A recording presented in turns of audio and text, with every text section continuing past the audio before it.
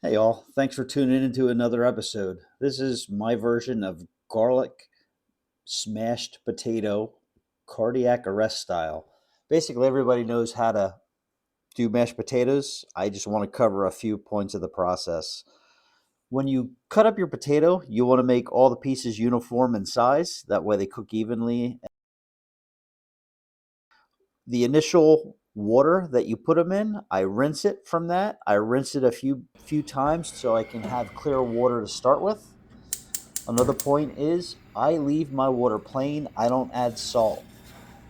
Also, when the potato comes up to the boil, you are going to see scum rise to the surface. I strain that off. I get rid of it, make sure it just doesn't mix into my mashed potato. It just makes for a better flavored potato in my eye. Next thing I'm going to do is I'm going to season it with copious amounts of salt. I'm going to use what turns out to be just about 4 tablespoons of butter, salted butter. Here I use granulated garlic. I didn't have it this day when I made the venison meatloaf and the mashed potato.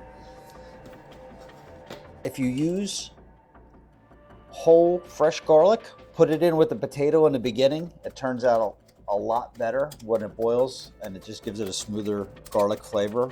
Instead of milk, as you saw a few seconds ago, I put a fair amount of heavy cream into this as well. That butter and the copious amounts of salt is the reason why you should not let your cardiologist see this recipe. Enjoy this recipe once in a while. Don't enjoy it every day.